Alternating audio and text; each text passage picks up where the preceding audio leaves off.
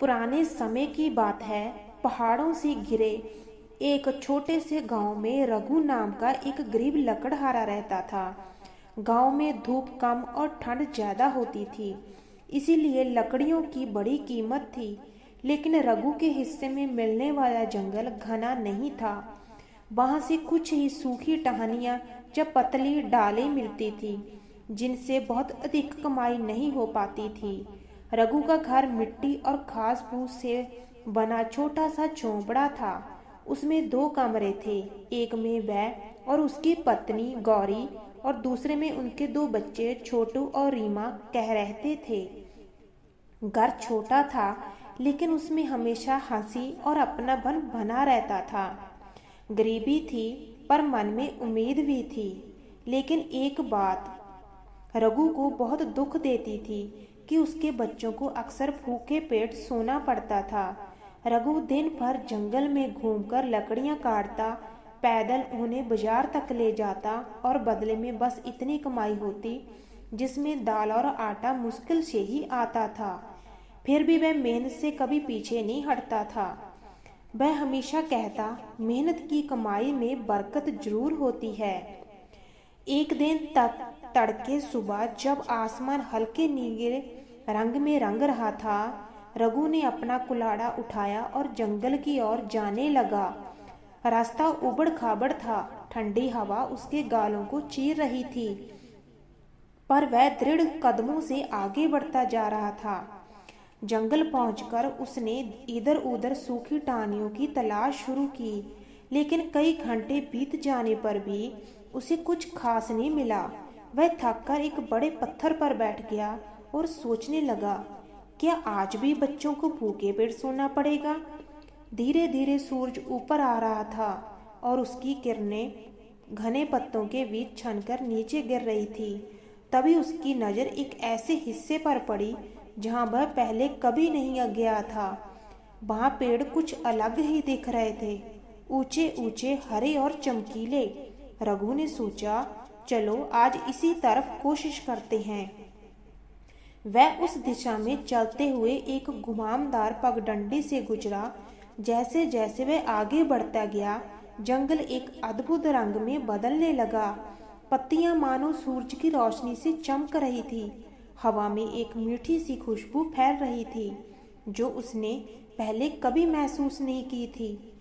कुछ दूर जाने पर अचानक रघु रुक गया।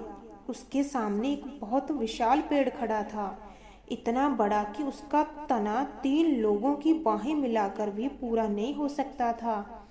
पत्तियां सुनहरी चमक से दमक रही थी। हवा चलने पर उनसे हल्की सी घंटियों जैसी ध्वनि निकल रही थी। रघु हैरान होकर बोला, वाह, ऐसा पेड़ मैंने कभी नहीं देखा। जिज्ञासा में वह पेड़ के पास गया। जैसे ही उसने तने को छुआ, पेड़ ने एक हल्की सी रोशनी निकली। रघु डर गया और जल्दी से हाथ पीछे खींच लिया, लेकिन तभी पेड़ के अंदर से जैसे कोई आवाज गूंजी, डरो मत रघु। रघु की आंखें फैल गई। उसने इधर उधर देखा, कोई दिखाई नहीं दे रहा था।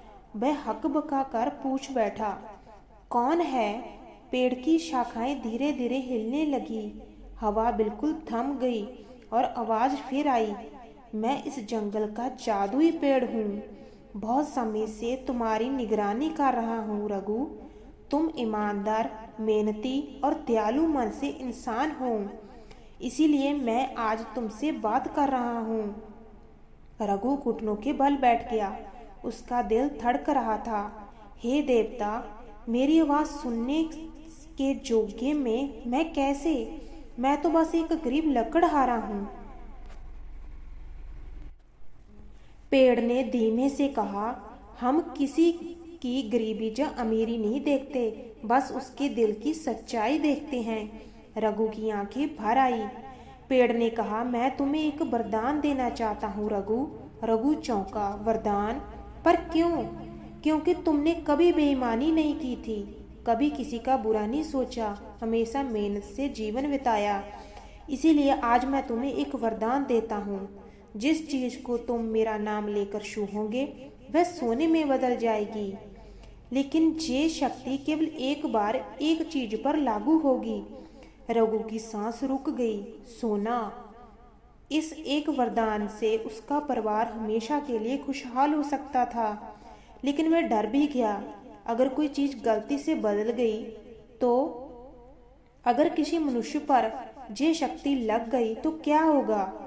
वह बोला, जादुई पेड़ महाराज, ये वरदान बहुत बड़ा है, मैं इसे कैसे संभालूं? पेड़ ने उत्तर दिया, सावधानी और सद्बुद्धि से। याद रखना रघु, हर शक्ति के साथ जिम्मेवारी भी आती है। रघु गहरी सोच में पड़ गया। शाम ढलने लगी।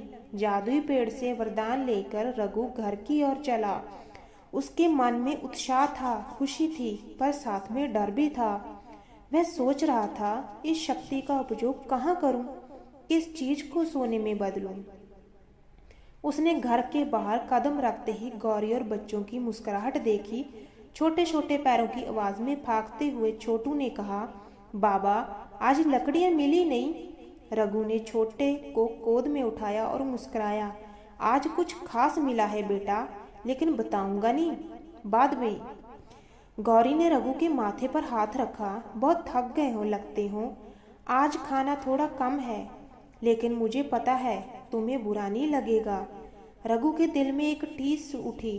वह चाहता तो उसी समय कोई चीज सोने में बदलकर उन्हें अमीर बना सकता था, लेकिन वह जल्दबाजी नहीं करना चाहता था। उस रात वह देरी तक सो नहीं पाया। वह सोचता रहा कि इस वरदान का उपयोग किस पर करे। अगर घर को सोने का बना दूं, लेकिन लोग देखेंगे तो सवाल करेंगे। अगर कुल्हाड़ी सोना बन जाए तो मैं काम कैसे करूंगा? अगर कोई कीमती चीज बनाई तो चोरी का डर होगा। आखिर उसे एक विचार आया, क्यों न जंगल के उस रास्ते को सोने का बना दूं,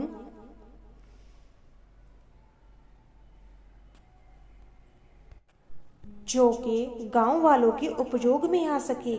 जहाँ एक पानी का घड़ा सोने में बदल दूं और उसे बेचकर जमीन खरीद लूं। वह सोचता ही रहा। जादुई पेड़ ने कहा था, एक ही चीज और वही वरदान समाप्त हो जाएगा। इसीलिए गलती की कोई गुंजाइश नहीं थी। रात बीती, लेकिन रघु की नींद उड़ चुकी थी। सुबह होते ही उसने गौरी से कहा, आज मैं बच्चों को साथ लेकर जंगल जाऊंगा। गौरी चौंक गई। जंगल? बच्चों को? क्यों? रघु मुस्कुराया, उन्हें थोड़ा घूमने दो और मुझे भी कुछ खास बात करनी है। छोटू और रीमा खुशी से उछल पड़े।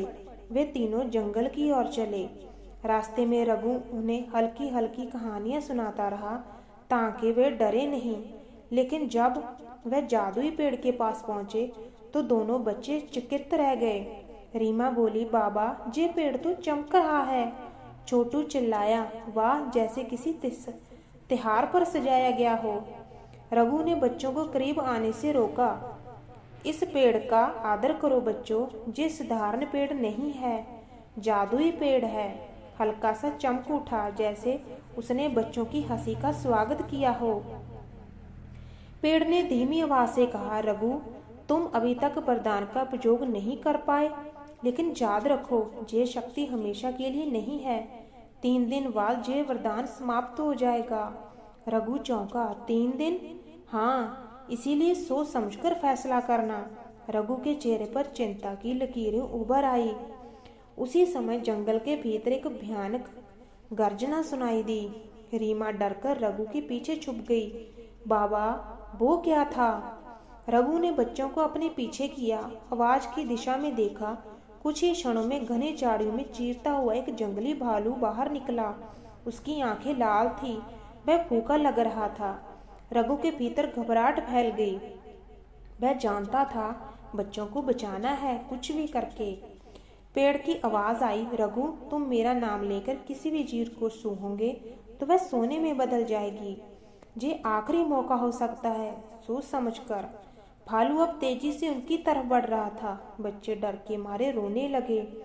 रघु ने हाथ में कुल्हाड़ी थी, लेकिन भालू उसे रोकने के लिए काफी बड़ा शक्तिशाली था। एक गलती उसकी जान ले सकती थी। पेड़ ने फिर कहा, समय बहुत कम है, रघु ने अचानक फैसला कर लिया। भालू अब कुछ ही कदम दूर रह गया था। उसकी भारी सांसों की आवाज पूरे जंगल में गूंज रही थी। छोटू और रीमा के चेहरे पर भय से सफेद पड़ गए थे। रघु का दिल जोर जोर से धड़क रहा था। एक तरफ जादुई वरदान था, दूसरी तरफ बच्चों की जान।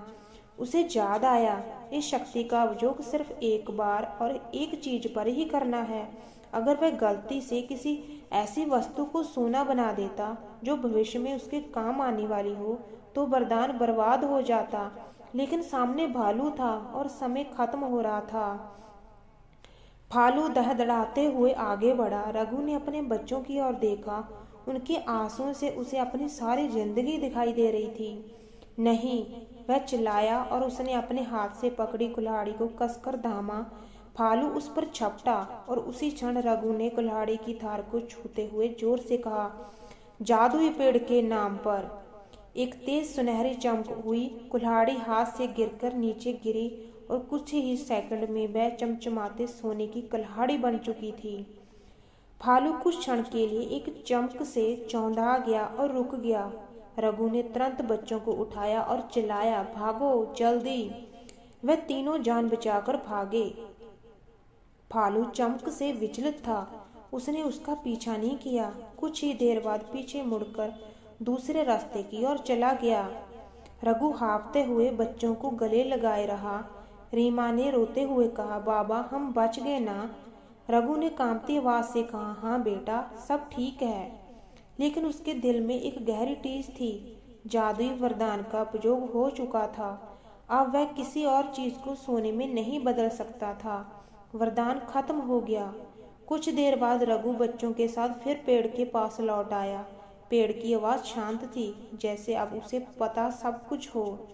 रघु, तुमसे वरदान का उपयोग सही उद्देश्य के लिए किया है। शक्ति का सही मूल्य वही जानता है जो उसे अपनी स्वार्थ की जगह दूसरों की भलाई के लिए उपयोग करे। रघु उदास था, लेकिन अब मेरे परिवार का क्या होगा? जी एक ही कुल्हाड़ी, इससे ज्यादा कुछ नहीं मिलेगा। पेड़ की शाखाएं धीरे से हिली और आवाज आई, सच्चे मन से किया गया त्याग कभी व्यर्थ नहीं जाता रघु। जे सोने की कुल्हाड़ी तुम्हारे जीवन का सिर्फ आरंभ है, अंत नहीं। पेड़ चमकता हुआ शांत हो गया। रघु ने आदरपूर्वक उसे प्रणाम किया और बच्चों को लेकर घर लौट आया। जब वह गांव पहुंचा, लोगों ने उसके हाथ में चमकती कुल्हाड़ी देखी और दंग रह गए। एक बूढ़ा आदमी बोला, अरे रघु, ये कहाँ से मिली? दूसरा कहने लगा, ये तो असली सोना लगता है। इतना सोना किसी के पास नहीं। कुछ लोग जलने लगे, कुछ लोग डरने लगे, लेकिन रघु ने किसी का पेड़ का सच नहीं बताया।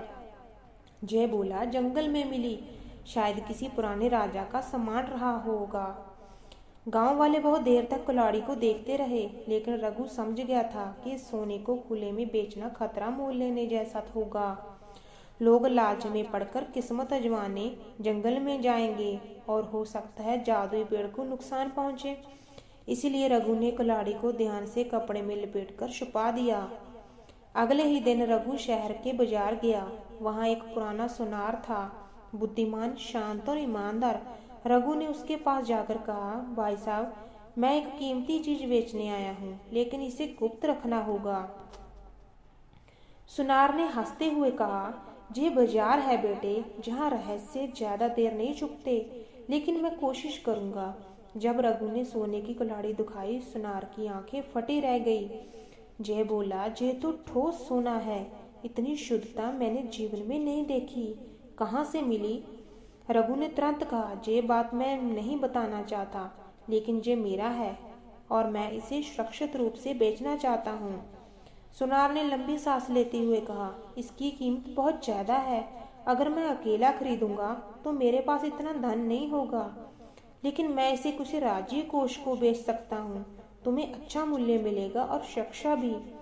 रघु ने सोचा, राज्य संरक्षण सबसे सुरक्षित होगा। वह सहमत हो गया।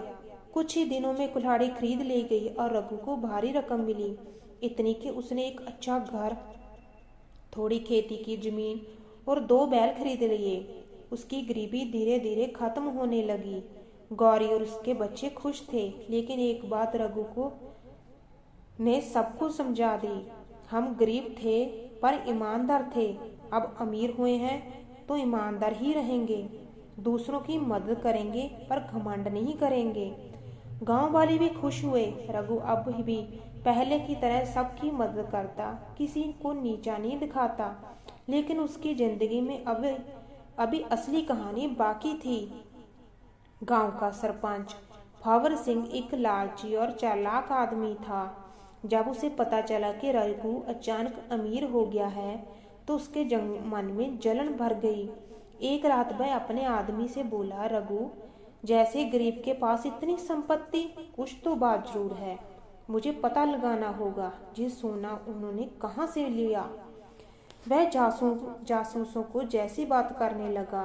वह चाहता था कि वह भी उस जगह को ढूंढकर सोना हासिल कर ले। जैसे ही उसकी नज़र सोने पर पड़ी, उसके लालच की आग और भड़क जाती। सरपंच ने अपने 2 खास आदमी को बुलाया। तुम रघु का पीछा करो, देखो वह रोज कहाँ जाता है, किससे मिलता है, क्या करता है। वह जरूर कोई बड़ा राज छुपा रहा है। दोनों आदमी सर हिलाकर बोले, जी मालिक। अब रघु के पीछे खतरे का साया मंडराने लगा था। एक शाम रघु जब खेत देख रहा था, अचानक उसके कानों में वही मीठी घंटियों जैसी ध्वनि गूंजी जो जादुई पेड़ के पास सुनाई देती थी। वह चौंका, ये आवाज जंगल से आ रही है। उसे महसूस हुआ कि पेड़ उसे बुला रहा है। रघु तुरंत अकेले ही जंगल की ओर चल पड़ा। घने पेड़ों के बीच गुजरते हुए वह उसी सुनहरी पेड़ के पास पहुंचा। पेड़ आज सामान्य से ज्यादा खूबसूरत लग रहा था, मानो वह किसी रहस्य से भरा हो। रघु ने हाथ जोड़कर कहा, कि आप मुझे बुला रहे थे महाराज। पेड़ धीरे से हिला और बोला, हाँ रघु, तुम्हारा जीवन बदल चुका है, लेकिन अब एक नई परीक्षा शुरू होने वाली है। रघु घबरा गया। परीक्षा? किस बात की? पेड़ बोला, तुम्हारे गांव में लालच और स्वार्थ का तूफान आने वाला है। कुछ लोग तुम्हारे द्वारा पाया धन छीनना चाहेंगे और कुछ मेरी शक्ति के पीछे पड़ गए जाएंगे। रघु का दिल बैठ गया। मैंने तो किसी को कुछ नहीं बताया, पेड़ ने कहा। हाँ, पर लोग सवाल करेंगे, लोग शंका करेंगे। लालच मनुष्य को अंधा बना देता है रघु। रघु ने डरते हुए पूछा, तो मैं क्या करूं? आप मेरी मदद करें। पेड़ ने थोड़ी देर चुप रहकर कहा, मैं मदद करूंगा, लेकिन शर्तों के साथ। पहले तुम्हें अपनी सच्चाई और हिम्मत साबित करनी होगी। रघु समझ नहीं पाया। कैसी हिम्मत? पेड़ ने कहा, सही समय आने पर तुम जान जाओगे। और अचानक पेड़ पर अजीब सी चांदी की रोशनी फैलने लगी, जैसे कोई बड़ा परिवर्तन होने वाला हो। रघु डरा हुआ पेड़ को देखता रहा, लेकिन मैं समझ गया था।